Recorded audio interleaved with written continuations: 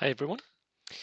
This is my report from World Open War about the results, and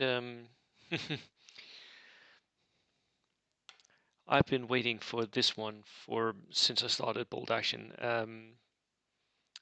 Many of you know this already, but I started Bold Action with the determination that I would become world champion at this game, and finally happened.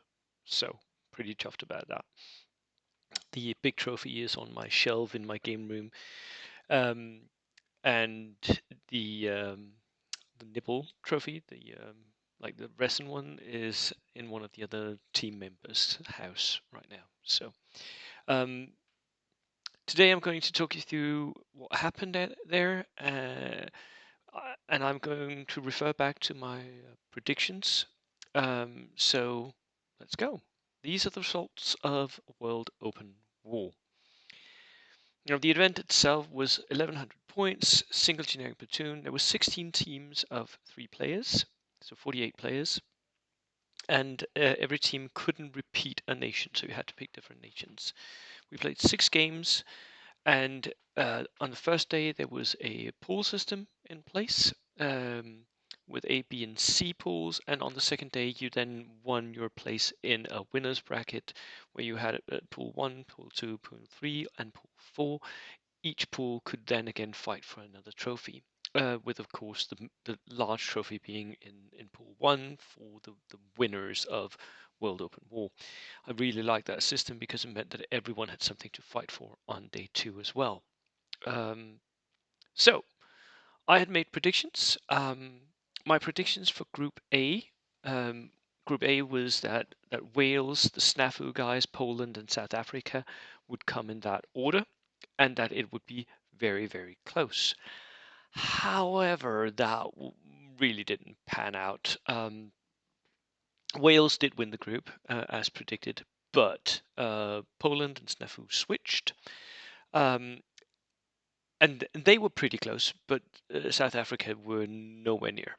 Um, so my predictions that the Group A would be close didn't pan out. And when I'm saying this, it's I'm not disparaging the players or anything. I'm just my predictions were only based on lists, right? Not about players and anything. And the results are what the results are. So, but you can see that Wales got 21 points, which was pretty high because uh, you had you had 3 games, right, where each player could get 3 points. So that was 9 points per game. Um, so if you won 2 rounds, that would be 18 points. If you won 4 rounds, that would be 27 points, and then you could get 1 extra point for winning the round as a team. So they got a lot of wins, the Welsh here.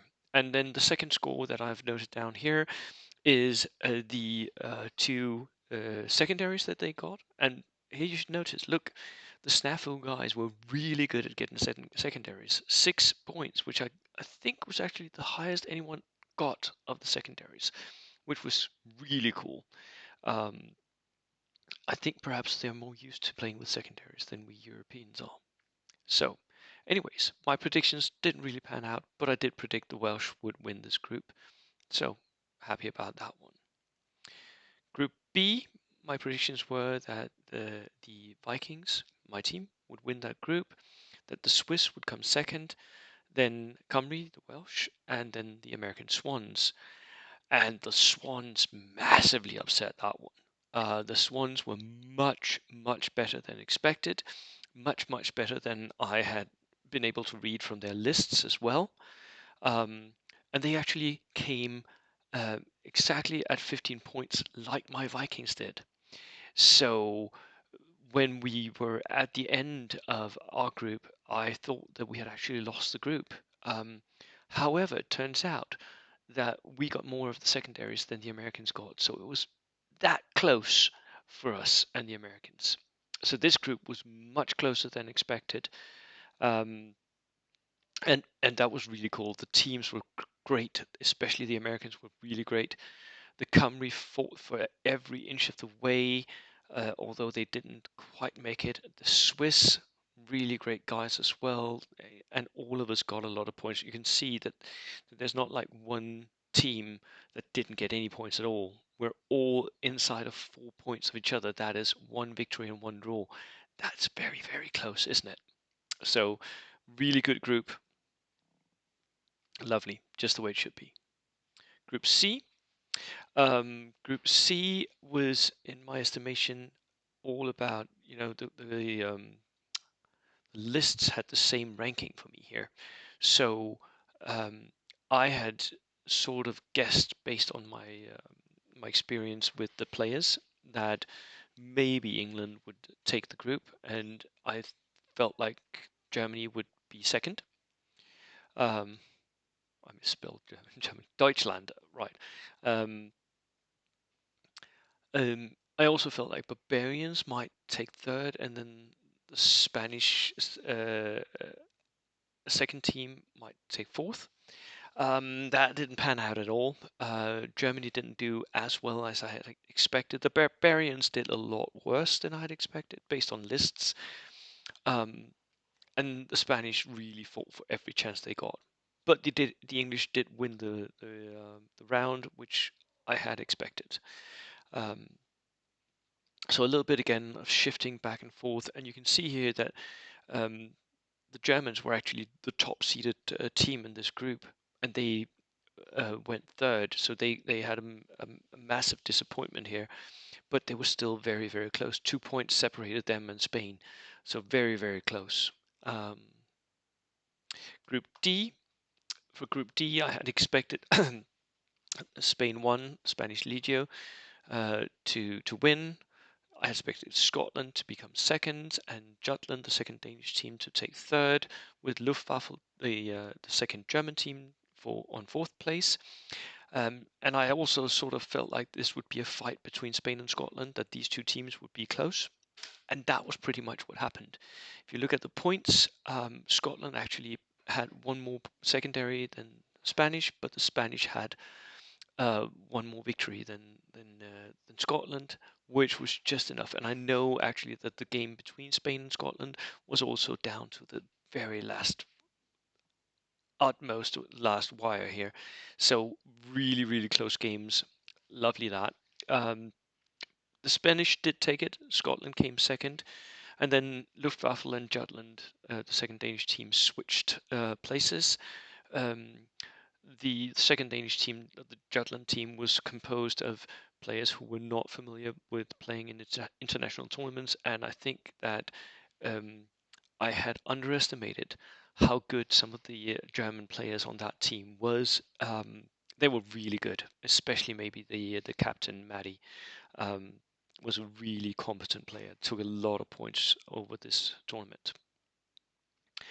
So my predictions were okay-ish, I guess. It turned weird once I got down to the lower ranked teams, and I think the major upsets was Germany doing worse than I expected, and USA Swans doing much better than I had expected. So going into day two, I didn't actually post any of this because I didn't know at the time who would be in day two, but I had, based on my list rankings, my prediction would be that England, Wales, Vikings, and Spain would be in Group 1, and that England would win it. They had the highest ranked lists. That didn't really happen. The Vikings, of course, we took the prize. Spain came second. That was expected based on players. Wales came third, and England fourth. Um, Also, just looking at players, that would be I would have been able to predict that if I had gone with players and not lists, I think. Um, for the second group, Germany, Deutschland came. I had predicted they would be the winners of the second group. That Scotland would be second, that the Snafu guys would be third, and the Swiss Helvetians would be fourth. That didn't happen. Scotland won the round with the second Spanish team right behind them, Poland right behind that, and the Swans in fourth place. Unfortunately, the Swans couldn't really repeat on day two their really good win here for the second day, which sucks. But there you go. It was again a really good pool of teams and really good players. My predictions for Group 3 were that Poland, Cymri, Jutland, and the Barbarians would be in that pool. Not really. Um, Jutland ended up in the pool, but that was because the uh, Jutlandish team and Luftwaffels switched places, so that the two German teams wouldn't have to play each other, which was kind of nice of them. Um, but that also meant that Luftwaffe won the Group 4, which I had not predicted. I predicted it would be at the end here.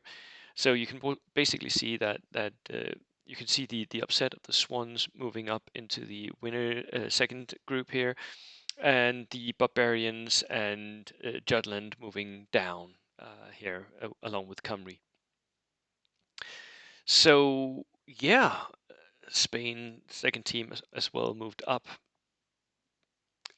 They were much better than I had seen from the lists. But then again, I often say this, I'll admit it freely, I am very bad at reading Spanish lists. Um, if any of my Spanish viewers can I hear hola, I'm sorry, I do not understand the Spanish meta. That's just, and that's one of the lovely things about bold action, right? There's a difference. There's a huge difference here in metas. So here is the trophy sitting on my shelf. We won it. And that was sort of the team effort. By now, I'll go into the individual predictions and sort of things to take away from this. So I had sort of a few teams that I wanted us to watch. Wales, without their star player Russell, how would they do? And they did quite well. I think the Welsh team is really one to watch going into the WTC where Russell is playing. Um, One to watch there as well because they did really well. They have good players. They have solid results across the board and solid lists as well. England was one to watch as well because of a lot of the players there were top English tournament players, but not top international players. So how would they do? And they did okay, but I think um, they had not predicted the meta. I think a lot of them took barbecue lists, which didn't really work out that well for them. Um, And then, of course, the strange builds of my Vikings. Did they work? Ish. A little bit, maybe. I think the best one that I had brought that worked well was the Soviet forward deployer list that we had. Michael had brought. Our indirect fire Japanese list worked okay, but changes are needed for both lists, I think. Um, Would the Spanish win? Well, obviously not, although they did come close. Um, but the Spanish had a couple of rough rounds against the Welsh. Actually, when we were going into the final round, the only way that Denmark would win World Open War was if the Spanish and the Welsh beat each other, and they absolutely did. So there were losses, unexpected losses for the Spanish team, many of them due to a really well fighting Welsh team. Um, the South Africans were very welcome, a welcome sight. Gordon captained them well, I think, but they did not have the player capacity to do massively well at such a tournament yet. Let's hope for them next time. Jutland was extremely happy about just being there and having fought and having had games where they felt like they were not being outplayed. So I know that the players there they wanted me to thank everyone for their time there, and that was amazing. But in the end, they didn't do amazingly well. The American Swans, of course, really did, and they are a team to watch in the future. I think um, maybe both the captain Brian and Colton, their star player, who became the best placed American player, who was 19 years old, by the way, amazing guy, really cool, very good player. Um, The Barbarians, they were never going to be really good because they weren't a team as such. They were put together by players who very graciously agreed to go and stand in for a team that had dropped out. Um, so they were never going to amount to that much. But I think some of the Barbarians were very well satisfied with their own performance. I know that Jan Petersen, the Dane, was with his performance, so that was good. The Swiss were a surprise to us. They they were captained by Stefan, who had previously played for Germany, who has moved to Switzerland, and he plays very well. I played against him, and it was a really good game. And they did surprisingly well, although didn't actually end up like winning anything important. As did the Luftwaffe, who was captained by Maddie. Um, Again, a very good captain, brought his team and helped them quite a bit along for the wins. Now, I had promised a little bit that I would reveal the individual rankings for people, but I have been persuaded by Russell not to do so because it's not really an individual event, right? Um, so the top players are it. There were players who played who had more wins, who had better results than other players, who had stronger strength of schedule. So you can do sort of a top 10 here, but it's not massively helpful when it's a team effort and the team really determines what opponents you face off against, right? So so in that respect, it's not massively helpful. But if we just look at wins, the player who had the best win to loss record was Manuel. He had 6 wins. Um, but his strength of schedule was weaker than a lot of the players who had 5 wins and 1 draw, myself among them. So Carlos, Graham, and myself, we had 5 wins, 1 draw, each of us, and the player with the biggest strength of schedule was me, personally.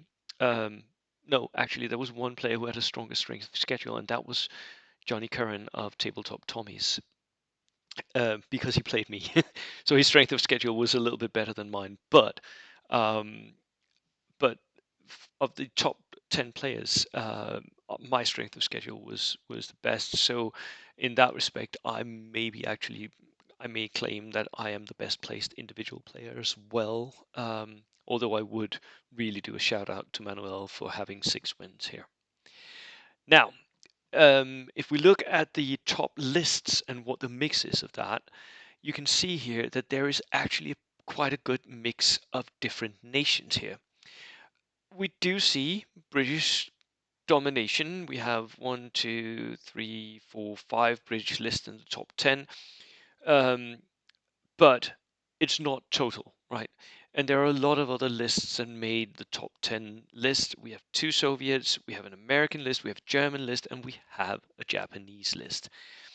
So in that respect, I really like this spread of different nations that can do well in the hands of a competent player who knows the army that they're taking.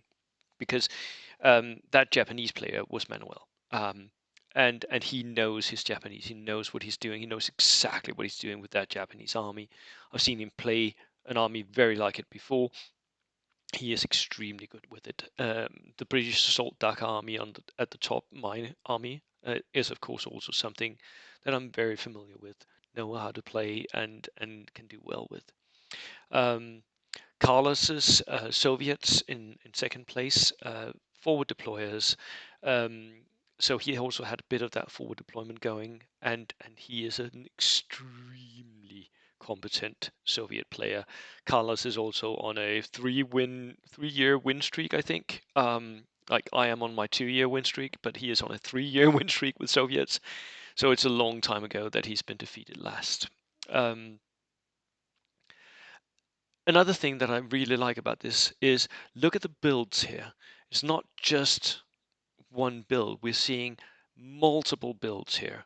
We're seeing, of course, the assault Brits, but we're also seeing faux tank and forward deployers. We're seeing hordes. We're seeing German gear and autocannon builds. We're seeing mixed bag units. and we're seeing MSU and all of it in the top 10. This means that the army builds that you're building, you can build quite a lot of different army builds if you're competent with them and do well.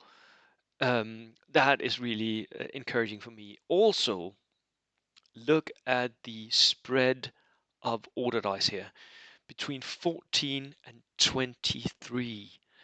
14 being low here. It was actually lower than the average. The average was 16.6. But there are a few of these lists that are low. Actually, most of them are lower than the average, which is really cool. You can do well with low order dice lists, although sometimes it does help to have a higher order dice list than your opponent, right? So a lot of good things to be said about how this spread actually turned out at the event. I really like that. That is good going into the meta. You'll also notice that I have been claiming that barbecuing is out, and that does seem to be a thing.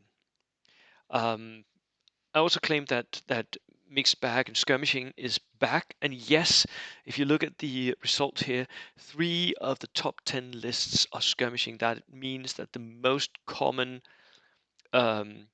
the most common winning list right now, the most common winning build is skirmishing, mixed bag, um, which is cool, which is really cool. So that was it about the top 10. Now, I had also made a little bit of an players to watch. Can these guys do that? So Achilles had brought his German list. Did he make it great again? Not really. He did okay, but the one German list that came in top 10 was actually not Achilles. Um, So we're still waiting to see what the perfect German build is, but I think something with autocannons is the way to go with Germany. That's what we see here from this event. Was Manuel the most valued player? And he did really well, and he really did a lot for the German team. 6 wins, definitely one to watch. I think, though, that there were other players who did almost as much or just as much. Myself, taking 18 points over the tournament, that was quite a lot of the points that my team actually ended up getting. Um, Maddie of German Luftwaffe did really well as well. Colton of the American Swans did really well. So there was a lot of players who actually shone through the day here and helped their team immensely. Um, was I defeated? Nope, not yet. I may be later this month though. In about a month's time, I'm going to a tournament here in Denmark, and I'm bringing a minor nation with a list that has 0 tanks to a competitive event. So that'll be interesting to see if I can actually do well. It's a bit of a challenge that I've received here on YouTube at one point, where someone said to me, "Well, try to bring a 3 army to an event." And yes, I'll try to do that. Right now, I'm ranked top 3 in the world, if not top 1, and so I'm a 5er player, and I will take a 3er list to an event and see what happens. So I may be defeated there. You never know. um, did Johnny bring back barbecuing and the other British players that did so? No, I don't think they did. I think I'm still calling barbecuing out. Good players know what they need to do in order to stop a barbecue list, which happened in a lot of the games, why you can see that there is no barbecue list in the top 10.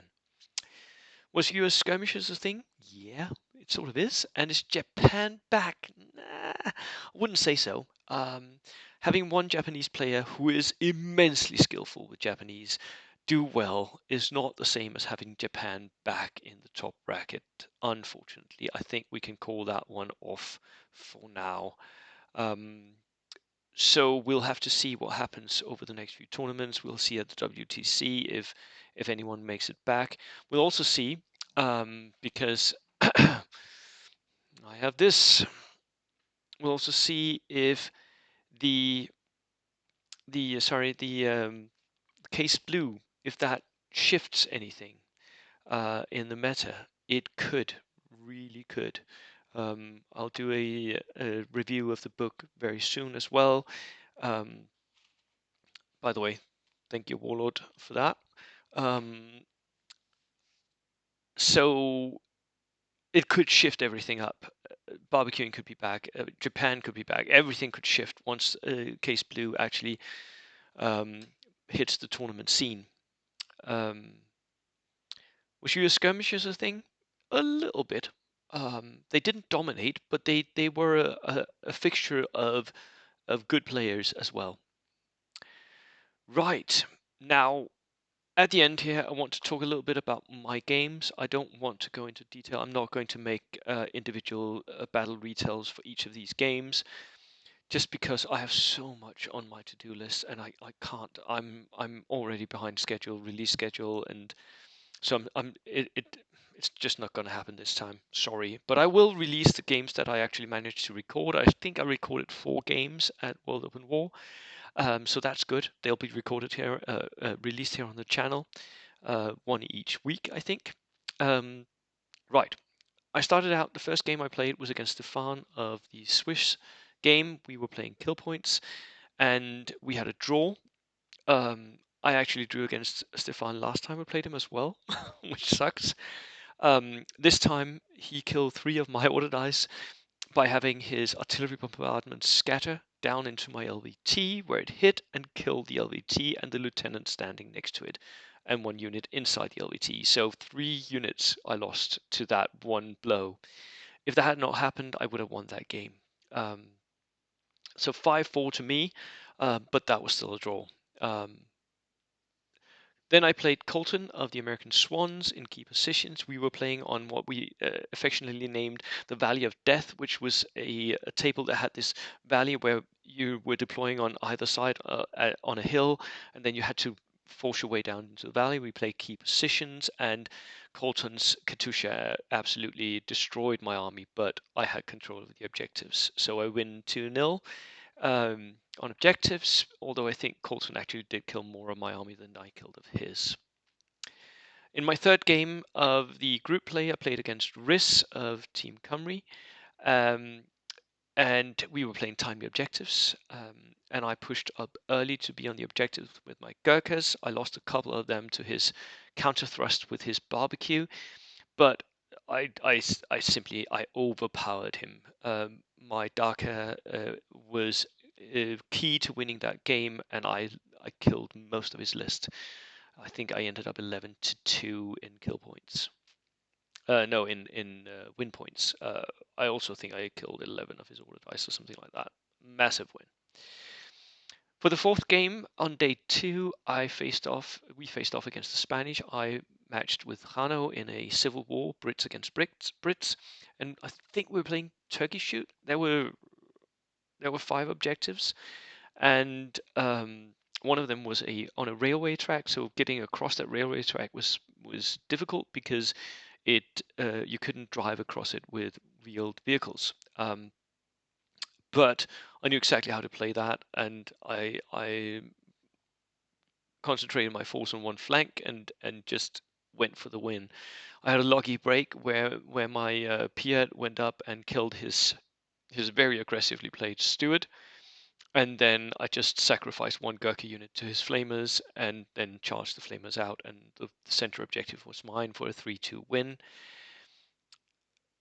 Game 5 was against Paul Wickens. That was played on a Stalingrad table, and that was again a very cagey game. We both had Gurkhas, so it was another civil war, Gurkha civil war even. And I murdered him. I was playing to win all game, and he started taking more and more desperate chances once he got a little behind, and that cost him the game. I think I killed 8 of his dice, and then had 3 points extra. And I lost 5-ish. So again, a massive win. Finally, I faced off against Johnny Curran in sectors. We were playing the English team. and I didn't lose by 122 points. There's a two too many, but it ended up a win for me, 18 to 12, I believe, um, where Johnny had rushed a column of Dodgers and Engineers down one road in our Stalingrad table, and I hit them in the flank with my LVT and my Steward and stopped them in their tracks. And then he started losing units, and that was it. That really was it. I pushed a few of my units into his deployment zone, meaning I grabbed the win. So overall, I was really happy with my own tournament, my own performance. I think it went really well. I played something very, very close to a perfect tournament in my eyes. I think I made one mistake, and that was against Paul Wickens. Fortunately for me, he also made the same mistake. He had pushed up a jeep with a flamethrower in it, close to some of my Gurkhas, and he forgot about them for two order dice. I forgot about them for two order dice, and then I was like, oh. And then I pulled in one of my motorcycles and killed the jeep. We had both forgotten about them, but I remembered them first, so I didn't get punished for that mistake. It could have cost me a unit of Gurkhas, but yes, so close to perfect gaming on my part, I would say. Um, and it was a really enjoyable tournament. I heartily recommend that you sign up your team um, for World Open War. It was great. It was really great. And I hope to see everyone back there next year. Right, that's it. Cheers.